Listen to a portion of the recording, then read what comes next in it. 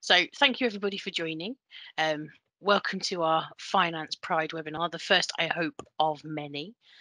As most of you, I hope, will know, July is Pride Month within Vodafone, and we celebrate our LGBT community, we share stories, we talk about active allyship, and we just talk about being a good human being. So today I'm joined by 4 amazing guests, and I'm really, really excited to have a brilliant conversation today and to include you all in that conversation. So I'm going to ask you to introduce yourselves, please, everybody. We'll start Mihai.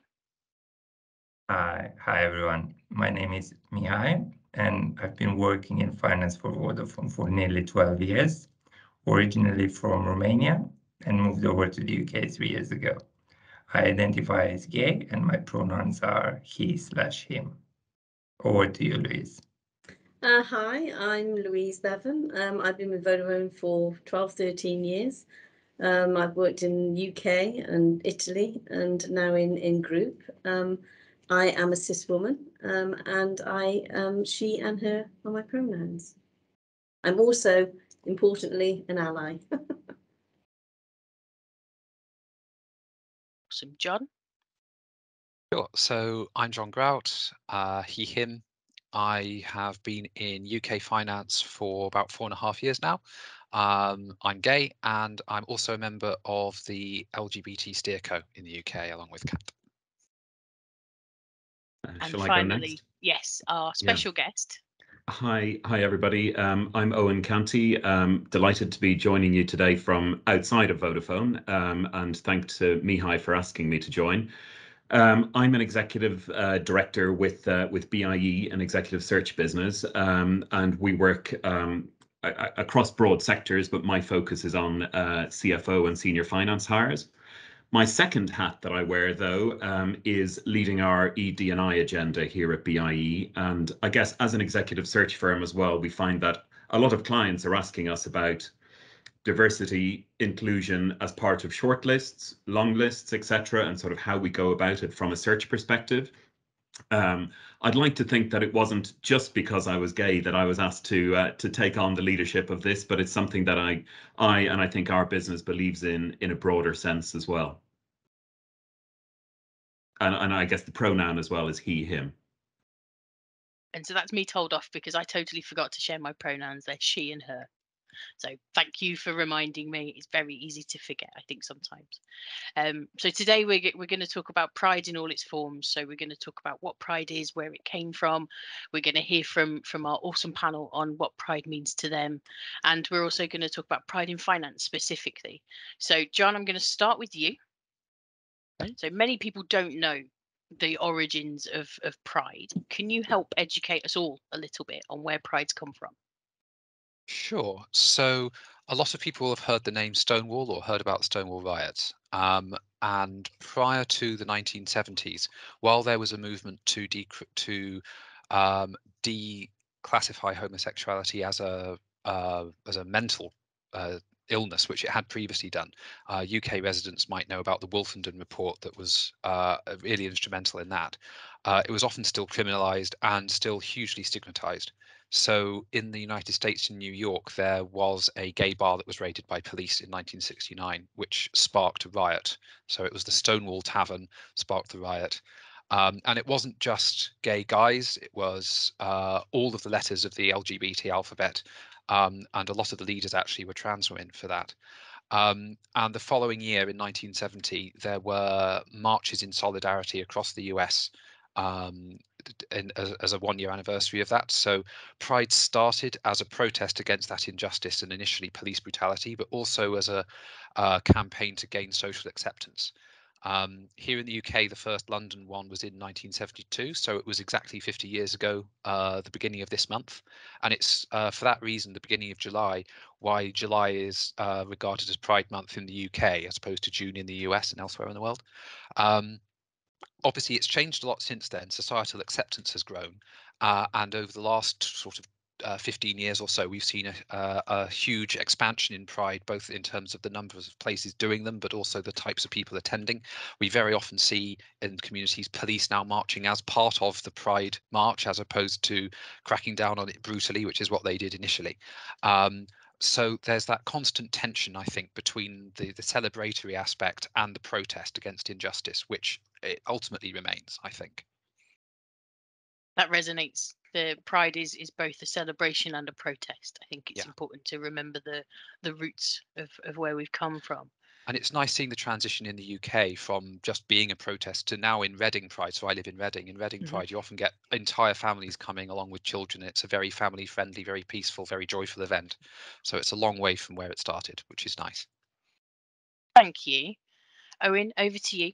So thinking about the progress we've achieved since those riots, where do you think we are now in comparison? Yeah, well, I think you're right, Kat and John. You know, there definitely has been a lot of progress over the last number of years. There's same-sex marriage and equal marriage is now something to be proud of in sort of 35 or more countries. And I guess being from Ireland as well, you may know that a few years ago, or about sort of 6 or 7 years ago, Ireland was the first country in the world to vote by referendum, you know, around sort of legalizing equal marriage as well. So that was something, you know, very important there too. But adoption then legal in 30 countries. So, you know, less than that sort of equal marriage number, but it's still going in the right direction. And I suppose when I think as well about a lot that has been achieved over the past 30 years or whatever it might be, I think back to an event that I hosted here at BIE towards the end of last year around creating a trans inclusive workplace. And actually, at that, we had the head of Fighting with Pride, sort of a charity or an organization through the military as well for their sort of LGBT and advancing pride in the military. But it's quite fascinating, really, and remarkable to see in an organization such as the military as well, that could be perceived as maybe quite old-fashioned, the real strides that they have taken, and actually in many ways have probably gone beyond maybe where corporates have even been, let's say, in terms of creating that trans inclusive workplace within the military. So, you know, from somebody who was in there and it was illegal to be gay sort of back in the early 90s or something, to now an organization that is very much on the front foot of creating a very open and inclusive workplace. I suppose my slight note of caution then maybe comes from not being complacent about all these things. You know, we've seen even in the US as well recently, there's the overturning, let's say, of the Roe versus Wade piece around sort of abortion rights and what that means. Could that be replicated, you know, more broadly? Are other rights that maybe have been hard won and hard, you know, sort of fought for over those years? Could things start to row back a little bit? And I suppose it's encouraging as well, talking about the US, to say, well, okay, the Supreme Court are now coming out and saying around gay rights and equal marriage rights, no, this should be entrenched and protected as well. So hopefully, you know, it's not to be complacent. A lot has been won, but it's keeping those rights that have been hard fought for. Very thorough answer. Thank you. Mihai, I'm just going to build on a little bit of what Eoin said there. It's quite interesting because quite a few people will say to me, and I know will say to people within our community, well, you've got equal rights, you've got equal marriage. What else is there left to change? What else in the world, not just the UK, because I'm very conscious we've got guests from all over today. Yeah, well, very, very good question. It depends, Kat. Depends on different countries will be on different stages of their journey towards getting equal human rights. And I'll start with some stats, particularly as we have a finance audience on the call.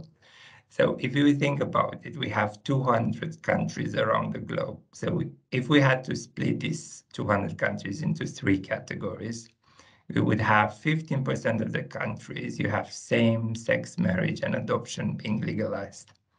Then the middle piece is 50%, and these countries are somewhere in limbo, meaning it's not illegal to be LGBT, but same-sex marriage and adoption is not yet legalized.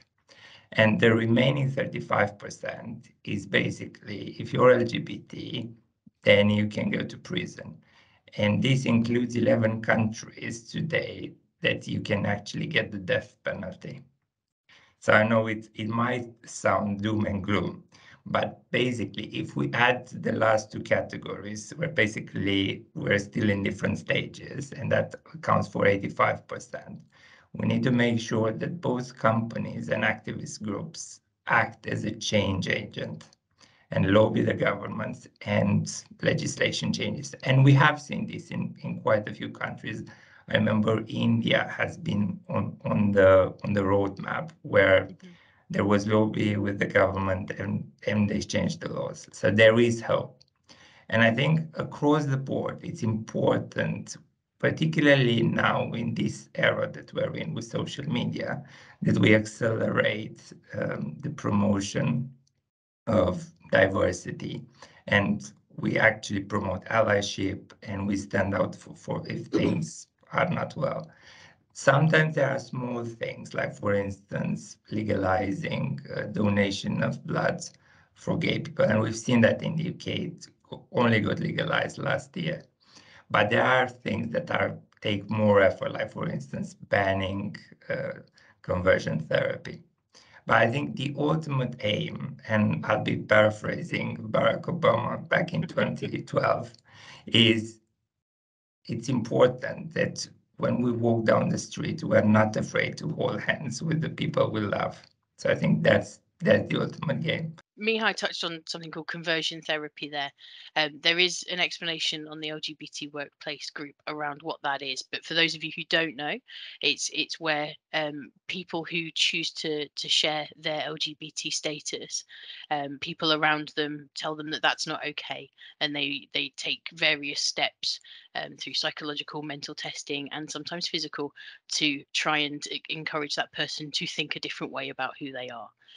Not particularly pleasant in any way, shape or form. And there is further detail if you want to read up on it. And I'm just going to build on a little bit else of what Mihai said there. So within Vodafone, we operate what's called an embassy model. So within work, wherever you are, whatever country you are in, you are safe to be yourself while you are in the workplace. Now, obviously, it's entirely dependent on you and how you feel and how safe you feel around your colleagues as well. But we encourage that model, and we ask our employees to encourage that model so that everyone can feel safe. But ultimately, it's the individual's choice on how much they share. And I just wanted to share that because it's not a particularly well-known fact. We don't necessarily publicize it that well, but it is something that we do actively encourage because we want everybody to feel safe. So thank you. Amazingly thorough answers there. And Louise, I'm going to come to you now because Mihai mentioned sort of conscious bias there and allyship. Can you talk about what being an ally is? What does that look like? Yeah, I mean, the first thing I would like to share is I was very surprised there was a name for it. So, and when Mihai and I talked about this event, you know, and I understand allyship generally, but I think basically it's about the way that you behave, you know, and it's the way that you actually treat others, and it's the way that you are accepting of all the walks of life that are around you. So to be an ally, I think, you know, is about awareness. It's about engagement. It's about acceptance. And I think that these are the things that we should be, as I said, be doing from within in everyday life. Of course, you can use assets that are available to you. I know there's availability on the Vodafone Hub in respect of levers that help you understand how you can be an ally and how you can get more engaged. They're themed around things like asking, you know, and I would say be more inquisitive about what's going on around you. Make sure that you're aware of the challenges and the good things that are happening around the LGBT community to acknowledge. And that's really about calling out on the positive and on the negative, where you can actually support and to act. You know, obviously acting is something where you see things that you see bias that you don't agree with. But I also think you should be acting on the positive as well. I think it's everybody has bias, and I think we should realize that. And whether it's come from, you know, unconscious bias, I should say, whether it's come from where you brought up, your personal experiences, things that you've come, you know, that you've come across in your journey, I think we have to accept that to overcome those biases, it comes from within. You know, you really need to start to immerse yourself properly. Now, I think that's important to me as an ally. As I said, you know, there's a name to it now and there's assets that I can go and read, but essentially for me, I need to be more proactive. And that's what I've been focusing on over the last probably 6 months as an ally within Vodafone. I have a lot of personal involvement around people within in my life that have had struggles, the struggles that John has shared. But we've come a long way, as Eoin shared. We've come a long way, but there's so much more to do. And my role is to make sure that I can lead by example, that I can actually promote where I see act where I see there's injustice. But yeah, I think an allyship is definitely being a decent person, being accepting, and and that's what I focus on. I think it doesn't need to be any more complex, right? It's not complex, yeah. Yeah, it is. In its simplest form, be a good human. I don't think you get a badge, and I don't think there's a job description. You know, I think it's just, and I only think education, your own education from within, and you could do so much training. I know there's training, but I think it has to be a motivation that comes from within, that you actually want to be part of something that's supporting people that are going through an extreme amount of change, extreme amount of challenge, and, you know, have all of those different aspects going on in their personal stories. And so, you know, if I can do anything, any little bit to help that, then that is my role as an ally to do that. Well, we appreciate you for it. Okay. So thank you for the kind of stats and figures and history of Pride. So now we're gonna come back around the loop, and I'm going to ask you about what Pride actually means to you. Why is it important? So John, if I may, I'm gonna start with you. Sure. So it's important for a few reasons. I mean, when I look back at my journey, I've always been gay, never not been gay, and I think this experience is probably common to a lot of people of our sort of generation, Kat and Mihai.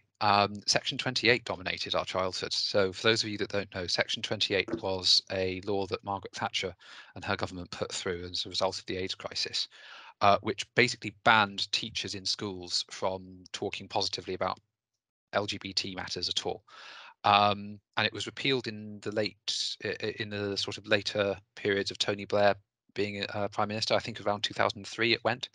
And that meant that for the majority of my childhood, I had no gay or LGBT role models. I was aware that being LGBT was a thing. The barber my parents took me to happened to be gay, and I knew that Elton John existed. But I didn't see myself as being very much like either of them, so therefore I clearly wasn't gay. And it was never discussed at school at all. And it was only when I hit sixth form and it was repealed that I started finding out that some of my teachers were gay.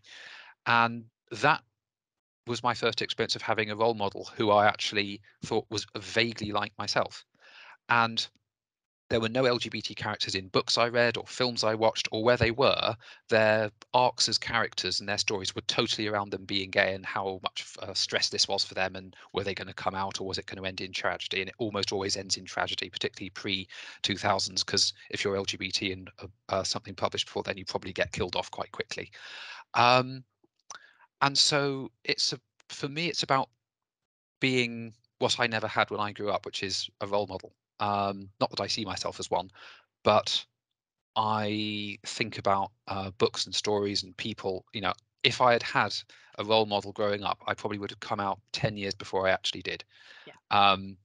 And one thing that people often say about a lot of LGBT culture, particularly stuff around Pride and that kind of thing, is for a lot of us who came out in our early 20s, all of that stuff that a lot of cis people did in their teens, we've kind of got to get out of our systems in our 20s, when we've got all the other pressures of being an adult or a youngish adult. So unpicking that is what it's about for me, and being able to speak up for people, because one thing I'm conscious of in finance, in this organization anyway, is that we don't have a lot about LGBT people, and whyever that is, it makes me think that we don't know who our audience is.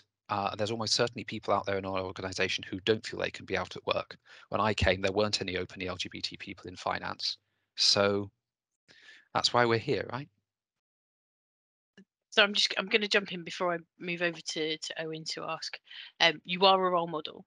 Let me just stop everybody there for a second. You are for all of those people that you're speaking about within finance, within Vodafone UK, by being here, by being present and being visible, you are a role model. I absolutely appreciate having you on my steerco, and I'm not going to turn this into a love fest. Don't worry, everybody. But I think it's important to just call that out. Actually, we're quite often very quick to sort of push to one side the actions that our volunteers and that our people are doing, but actually we shouldn't downplay that. We should thank you, and I do, and I know everybody here appreciates you stepping up and leaning in and being visible. So just, you are a role model, so accept it. Thanks very much.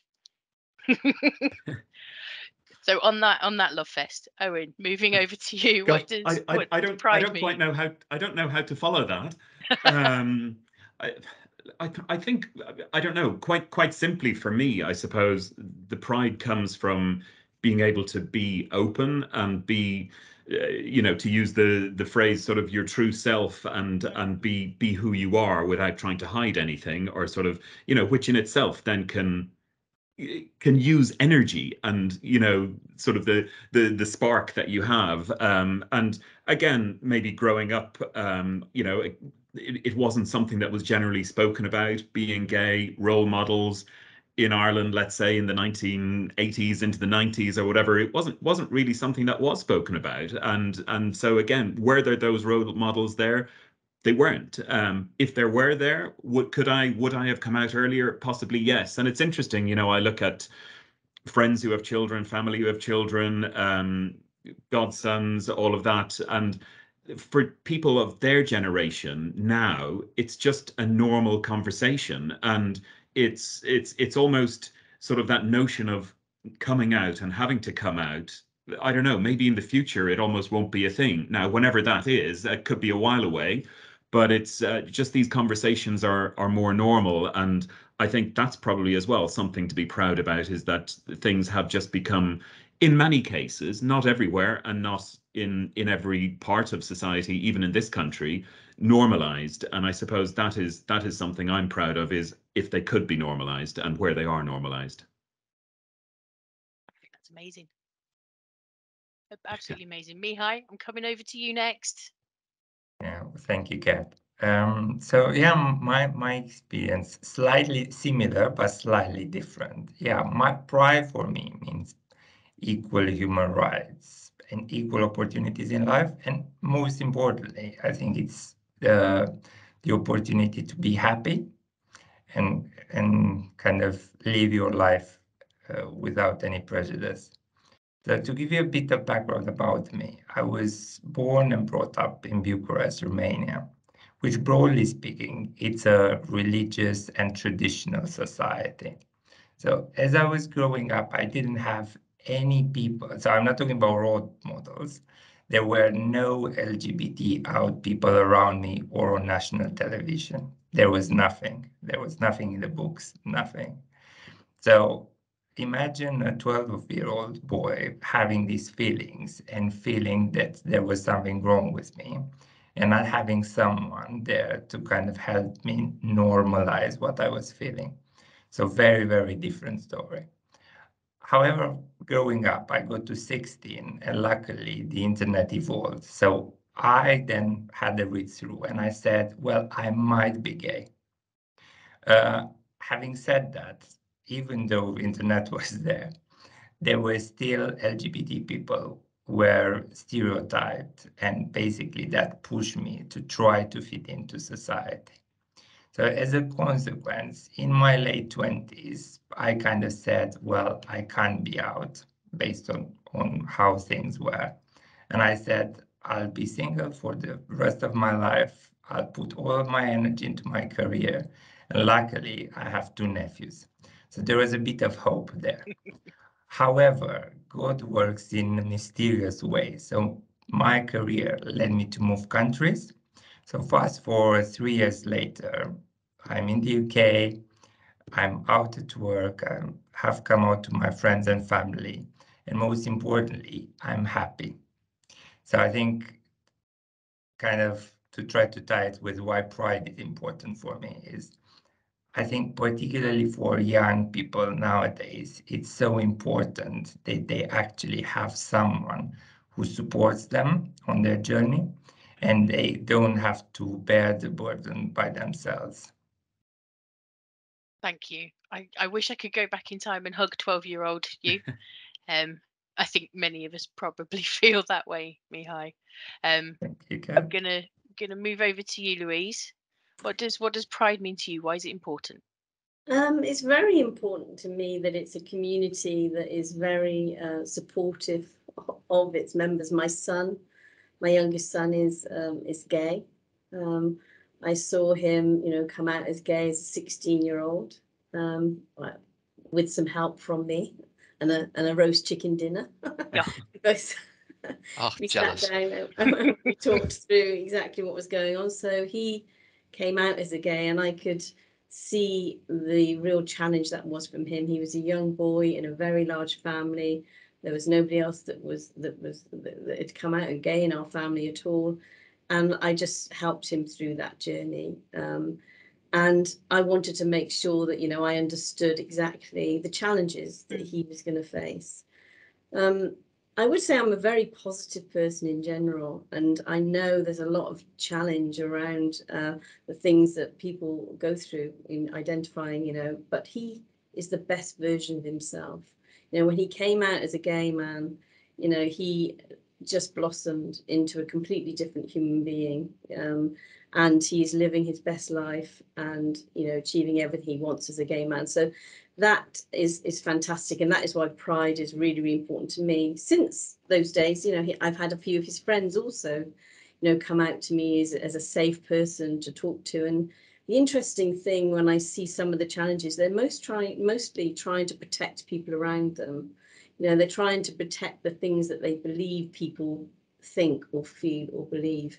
And if I was going to encourage anybody, in my ally, or just as a mother or a friend, I think it's to just be really aware when you see people, you think people are struggling, and just trying to encourage people, to just talk, and I think once the door is open, the journey becomes a lot easier for them. And that's, pride is very important to me, as I said, because I actually need to understand the environment he was going into. I think I've shared with Mihai, I had a 5-minute tear, just a bit scared about what he was going to face, but then he just flew off and became an amazing human being, or was an amazing human being, became the best version of that.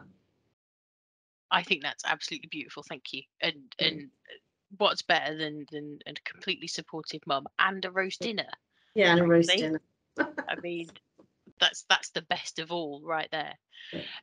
Thank you all so much for sharing that. Pride's incredibly personal and very different for everybody. Everyone has a different view on it, and I think it's important to share as well. Whilst there's an undertone of difficulty and challenge, and yes, we do still all have to come out. What's great to see is that nations are changing. Society is becoming far more accepting. Within the UK now, there have been multiple studies, not paid for or sponsored by anybody specific to kind of get a biased result, that's basically showing us that the UK public is very much in a live and let live state.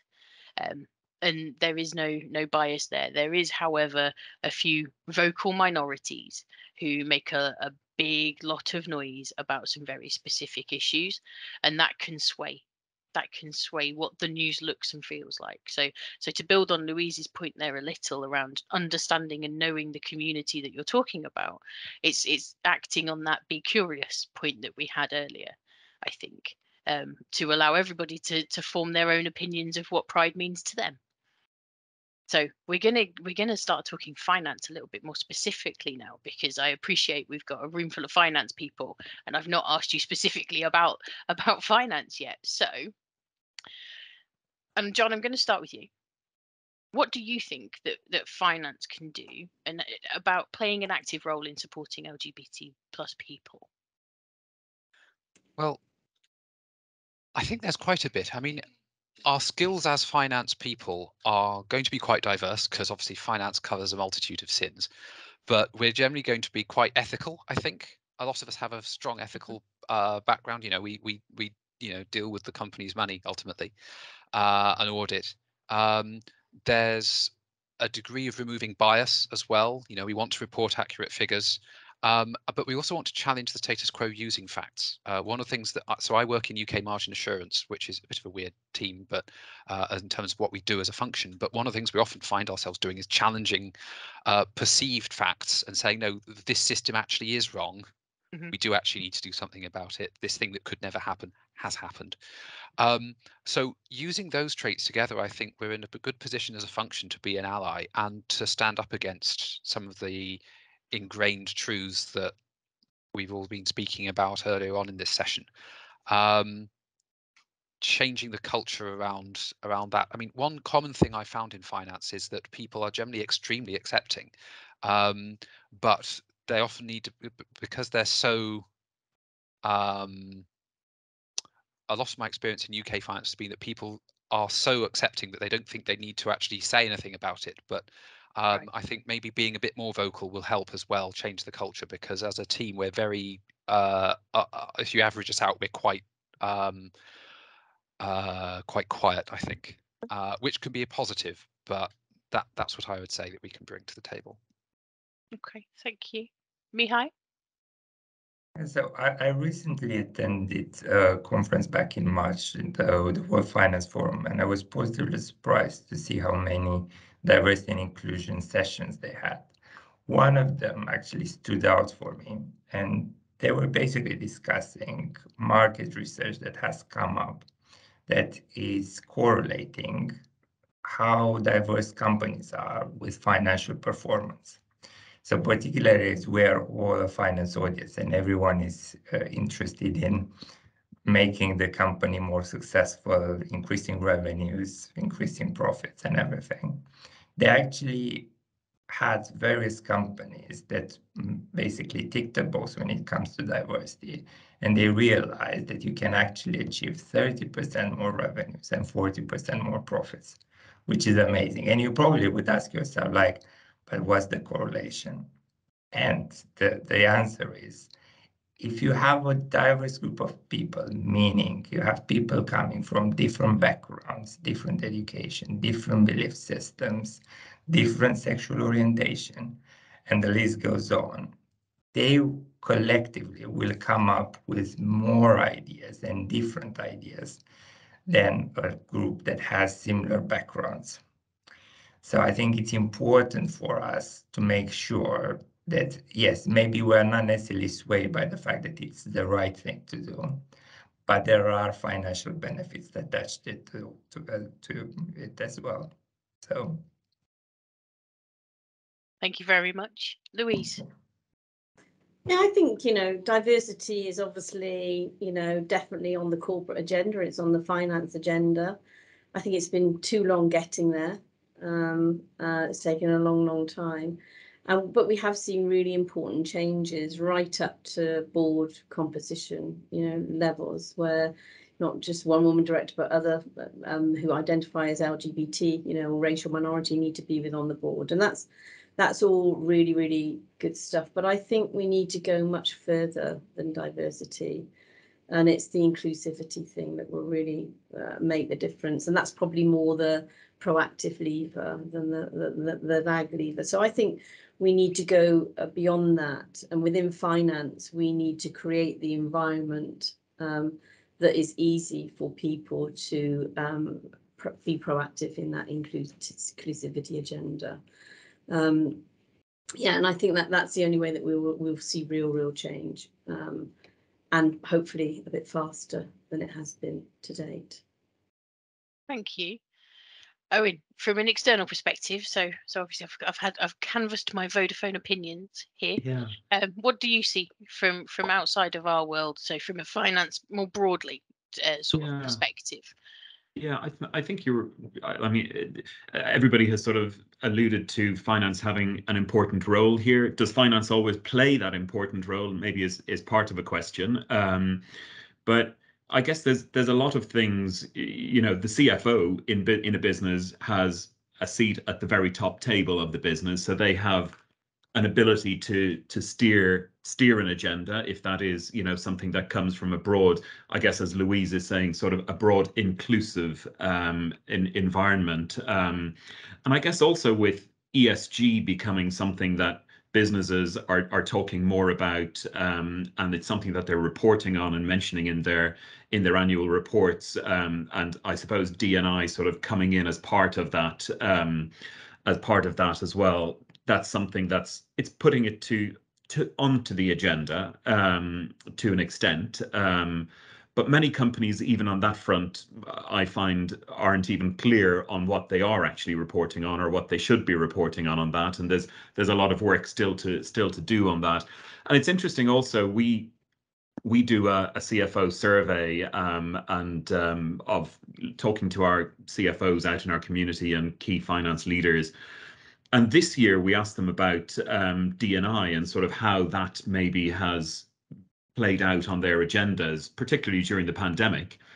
And interestingly, only 3% of CFOs in our survey this year said that improving D&I was a top priority. So it could be sort of somewhere in their priorities, but was it really a top priority? So that was quite a low number that said it was sort of top of their agenda. So I guess we could ask them back if we knew who they were, you know, to say, well, is it a priority for you? Do you feel that your business already is in a good enough place that it doesn't need to be a priority, or sort of why is that not a priority? And it's interesting, even in a past life, before I moved into the world of executive search, I did work in finance, and I was with Kingfisher for 6 years. But I remember at the head office there asking some of my openly out gay colleagues as well, you know, why we didn't have an LGBT network as well. And as they all said, and I sort of agreed into it at the time, you know, we didn't find any impediment maybe to get to where we were in our careers at that point. And was there really a need for it? And maybe then we could have actually taken a little step back to say, well, maybe there wasn't for us, but maybe we could have been sort of leaders out more broadly in the company to say, you know, that this is what is happening there. It's sort of slightly back to the allyship and just creating that sort of inclusive environment in a business. But I found it quite interesting that it was such a low number of our CFOs this year that said sort of that D&I agenda piece was a top priority for them. But I think that is something that CFOs could lead. It's difficult not to make it a numbers game, isn't it? It's really interesting to hear you. It's so difficult not to make it a numbers game, and you don't want it just to be a numbers game, you know, or a target game. But it's a really tricky challenge to strike that balance. It is. But I do think, you know, the CFO and the finance community certainly can lead that, even about getting, you know, D&I into annual reports. You know, how many companies actually mention D&I in their annual reports as well? It's not every company that does, actually. Mm-hmm. Thank you. Yeah, that's very, very interesting.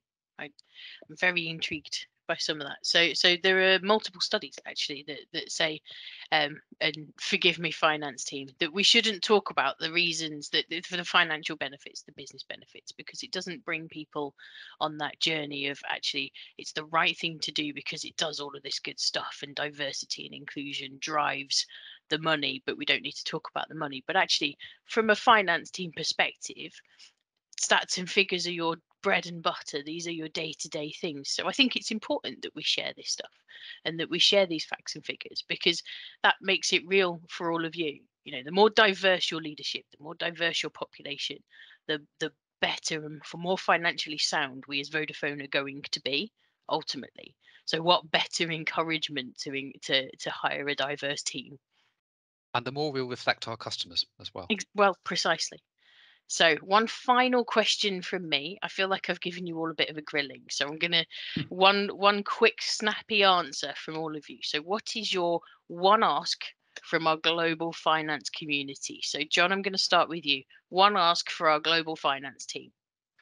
My big ask would be to become active, even if it's just a matter of putting the rainbow logo in your email signature along with your pronouns, or wearing a rainbow lanyard when you're on campus. We do have some we can give out. just that little signal can feel tokenistic, but as an LGBT person coming into this company, being interviewed by someone with a rainbow lanyard was an immediate signal to me that the person interviewing me was going to allow me to be myself around them. You can never assume as an LGBT person that the person you're speaking to is going to be supportive until they give you that signal. So my one ask would be, let us know. Awesome. Thank you very much. Mihai, one ask. One ask. It won't be a short one. So please, please, please keep an open mind. I think particularly in the era where we live in, research shows that 1 in 10 to 1 in 20 people are LGBT. So use this opportunity and talk to people around you. Try to educate yourself, be open and listen. And I think most importantly, listen to those lived experiences. You condensed that pretty well, Mihai. Louise, one ask. Yeah, I think those are both very, very good, and I would have said both of those. But in addition to those, I would say be aware, be really aware of what's going on around you, and where you can, you know, help, support, encourage, and yeah, and just continue to be inquisitive about what's going on around you, and start to drive that inclusivity. Thank you. Eoin, over to you.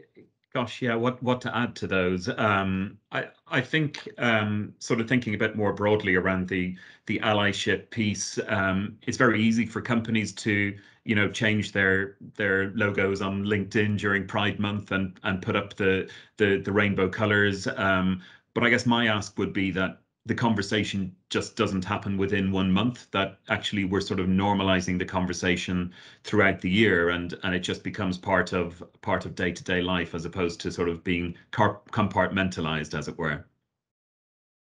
Fabulous. Thank you so much. I have one ask of all of you as well, and that is if it's applicable in your country to complete the Withstander training that's available on Grow. That module covers not just the LGBT community, it covers all of our lives at the intersection, and it's a great introduction in how to basically be the best human being you can. And it summarizes a lot of the things that Louise has said and gives some of the shared experiences that Mihai and John and Eoin have talked about as well. So thank you, panel. That's the last of my formalized we're going to talk about this stuff questions. So we're going to open up to Q&A. I'm very conscious we've taken a bit longer than intended. We do have Slido, and Mihai might tell me off if I don't remind everybody that we've got Slido ready, and it's hashtag Finance Pride 2022. So I can see we've got a hand up. If you can pop your question into Slido, I've got it open. I'm hoping that tech is not going to fail me. So I'm going to ask a question that I like to know the answer to. Do you have an LGBT hero? And if you do, who are they and why? So as a kid, I was a ridiculous Trekkie. I loved Star Trek of all types, and there was a character in Star Trek Deep Space Nine who was probably the first representation I saw of someone who was ultimately trans, I guess. A character called Jadzia Dax, who's probably my favorite character in all of Star Trek.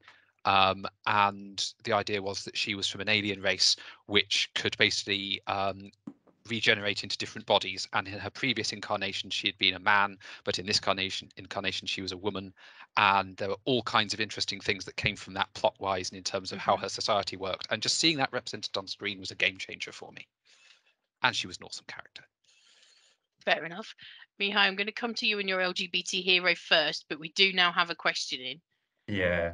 So mine is Elliot Page, who's a trans man actor, and I saw him throughout the journey. And I remember I read an article, and it's simply amazing how someone actually under more scrutiny than all of us has actually made it and is happy, and actually so the society in the end accepted him, and he got an Oscar nomination, and now he's starring into what's it called, Umbrella Academy on Netflix.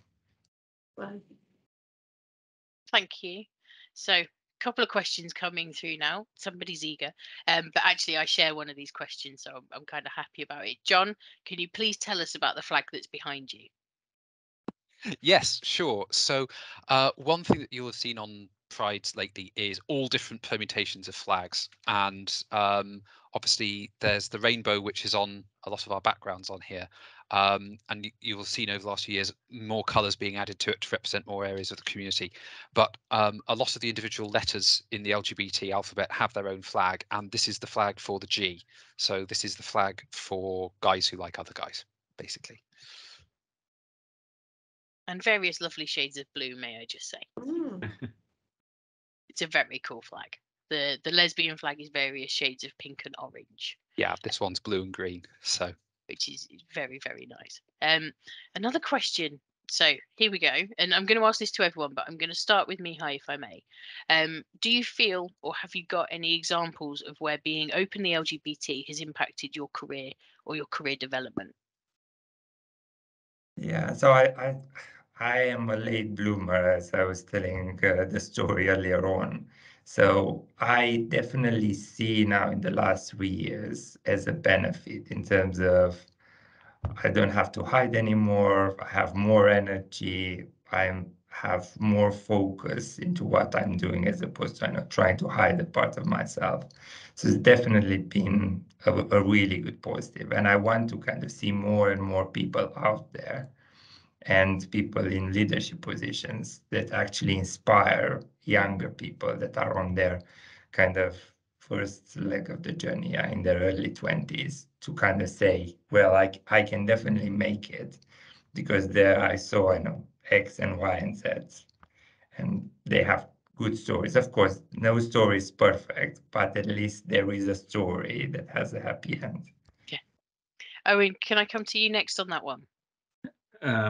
Yeah, look, I don't think it has impacted my career to date, if I'm honest. In fact, when I came for my interview here to BIE about 4 years ago now, I was, I suppose, as you would be at an interview, suited and booted. But I had a bag with me because I'm part of the London Gay Men's Chorus, and I was heading off to a concert that evening. So that bag was full of probably sparkly shirts and all the costumes that we had to wear for it. So it came up as a talking point in my first interview here as well. So actually, it was far from an impediment. It was only something to talk about and an advantage. So luckily, I can't say that I've had ever sort of seen it as an impediment in my career. Fabulous. John, if I may?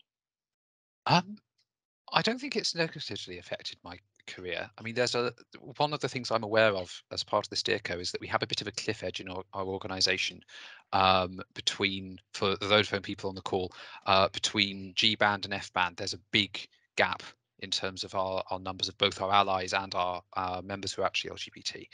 But my experience has been positive. I mean, being part of the network has meant I've been able to take part in events inside and outside the company I wouldn't have had the chance to do otherwise, like the big Partners with Pride sessions, which have been organised by UK Supply Chain. I was able to help train and be trained by directors of Cisco and Microsoft and all of the other big companies out there, which I'd never been able to do otherwise. So for me, it's been a big plus, and I get to meet all you lovely people as well. We'll take that. A couple more questions coming in and some comments as well. Can anyone share any experience of having dealt with stereotypes? How did you respond to it positively and sort of educate as you responded? So I can see John's thinking, Mihai's giving me the I can answer that one, Kat. Let me at it. So I'm gonna go to Mihai first on that one. Yeah, so I think in my experience, I think the person who I had to kind of coach and kind of have her on the journey was my mom. So again, bringing my traditional religious background, I think the main stereotypes, when there were a few, whether it was the work of the devil, whether it was it's against human society, whether you're a pariah, so it's fun. And I had to kind of, with facts and figures, and research to showcase that actually this is this is not a choice, yeah, because many people say, well, it's a fashion, it's a choice. Well, when I was growing up, there was literally no one had no idea I was gay until I was 16. So there are, and I think people are not most of the people are not ill-intended. It's just unconscious biases. They haven't had a conversation with someone who is in this category and able to shed the light. I think particularly now with social media, it's easier to bust different myths. Louise, if I may come to you on this one a little bit. As an ally, I imagine actually you're kind of protective on behalf of the community. So if you hear and receive stereotypes or people sort of referencing in that kind of way, what do you do? I definitely like to have a conversation or, a discussion around why people have those views. I mean, if I go back to my personal experience with my son, it could have been a generational thing, a grandmother, as in Mihai's thing, or actually it's not always, it's generational. It's just people that haven't had exposure to being around a gay person. So there's always something that you can do to influence that point of view. And, and if you can't influence it, I will end up with agreeing to disagree, but make sure that my points, are really well made. I think we need to break them down over time. And as I said, if you focus on that inclusivity, yes, targets are fine, but if we become much more aware ourselves, if we start to, educate and be inquisitive ourselves, change our behaviours, be more inclusive, then then change will come off the back of that, and that will naturally break down those stereotypes because they will become the weaker voice, the lesser voice, and yeah, so that's how I deal with it, in the way I live my life every day. Thank you. Eoin, John, is there anything you wanted to add before I move on to the next question? All I'd say is, go on, Eoin. No, not specifically from my side. Okay, I was going to say, all I would say is that I'd echo Louise's point. I mean, my experience where I have been on the receiving end of stereotyped questions, I guess I would say, is they've always come from a place of love and a place of curiosity. And I think in the era of social media, it's very, very easy to come down like a ton of bricks on things like that, particularly if you don't know about them. And I guess this is something that we can do internally in finance as well. Is create a culture where it's okay to ask questions like that, and people don't feel as if they can't ask things. I would much rather that someone that doesn't know what it's like being gay ask me about it than just sit on it and never understand, because I think helping people realize that it's just a natural part of being human is really important. I think that's super powerful. Thank you. I think we've probably got time for one, maybe two questions if I hurry up. So, question for you, Eoin. So Darren's fear is that companies are talking a great game when it comes to D&I, but are actually lacking in true impactful action. So, are you seeing this? And second follow up is, which companies are actually doing this really well? Yeah, I think, look, the answer is yes. From an executive search perspective, we are seeing this. Most clients are now asking us to deliver balanced shortlists, and certainly they're looking about sort of D&I in their search processes. But it's interesting, actually, when you come to that, and sometimes I would probe clients and say, well, what do you mean by that? You're looking for a diverse shortlist, and really, often it is around gender and ethnicity, more than sort of the other areas of a broader D&I agenda. And I suppose it's because they are more immediately discernible as well to the naked eye, as it were. I might walk into an interview and somebody might not know I was gay or whatever, and then you're not being asked those questions because you shouldn't be, as part of a process. But definitely companies are asking us about that. They're looking for us to deliver balanced shortlists. We've run a search recently, a process for a private equity backed business, and they were explicitly asking us to deliver a shortlist, and it could be a very short list, in this instance, of just female and ethnically diverse candidates who were CFOs within a private equity sort of business. But all of a sudden, that's making things very small, and there's probably still a way to go in terms of pipeline and having enough senior female finance candidates available in the industry to do that and really make it impactful. But yes, it is definitely something that we're being asked for. I suppose I'd rather not say who's maybe doing it well or badly, but definitely many are making strides in that front. I think that's a fair answer. Thank you. Yeah. I'm going to squeeze in this last question because I think it's an important one.